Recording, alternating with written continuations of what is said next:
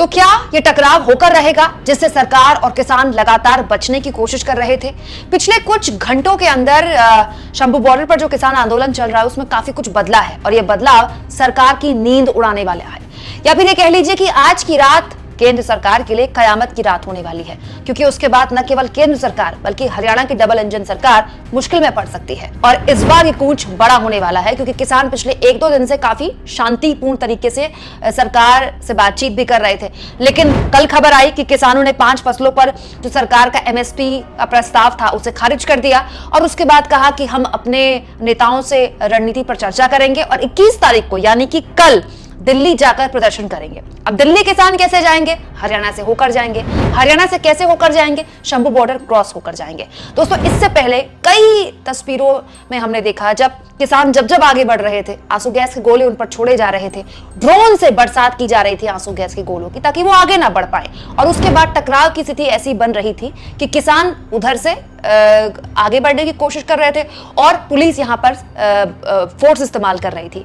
इन सब के बीच कोशिश ये की गई किसानों द्वारा भी, सरकार द्वारा भी, कि बातचीत से हल निकल जाए, लेकिन किसानों ने साफ कह दिया है कि 5 फसलों के MSP का प्रस्ताव हम खारिज करते हैं। कुल जमा बात ये कि जिस मोर्चेबंदी से सरकार बचने की कोशिश कर रही थी वो तो अब होकर रहेगा, किसानों का ये दावा है। ये तो बात इस साइड की हो गई, यानी कि वो किसान जो पंजाब से आ रहे थे। अब बात इस साइड की कर लेते हैं, वो किसान जो अब तक शांत है। दोस्तों, पश्चिमी उत्तर प्रदेश के किसान अपने अपने स्तर पर इस मामले को लेकर धरना दे रहे हैं, अपने अपने जगहों पर धरना दे रहे हैं, लेकिन गाजीपुर बॉर्डर में अभी तक कोई टकराव की स्थिति नहीं देखी। हाँ, पुलिस ने बैरिकेड जरूर लगाए हुए हैं, लोगों को जाम से भी जूझना पड़ रहा है, लेकिन ना तो किसान वहां पर कूच कर रहे हैं और ना ही किसानों का वहां पर कूच करने का प्लान है। लेकिन अब राकेश टिकैत का ऐलान सरकार की इस मोर्चे पर भी नींद उड़ाने वाला है। दोस्तों, राकेश टिकैत ने साफ कर दिया है कि 14 मार्च को ट्रैक्टर के साथ वो दिल्ली जाएंगे। इसके अलावा 21 फरवरी यानी कि कल, जब पंजाब से किसान कूच करने वाले हैं दिल्ली को, कल यही राकेश टिकैत ने कहा है कि 21 फरवरी को किसान जिला मुख्यालय पर ट्रैक्टरों के साथ धरना देंगे। यही नहीं दोस्तों, जो अल्टीमेटम सरकार को राकेश टिकैत ने यहां पर दिया है वो सरकार की नींद उड़ाने वाला है। राकेश टिकैत ने कहा है इस बार ऐसा आंदोलन खड़ा किया जाएगा जो 13 महीने नहीं बल्कि इससे भी ज्यादा लंबा चलेगा। इसके लिए किसान तैयार रहे।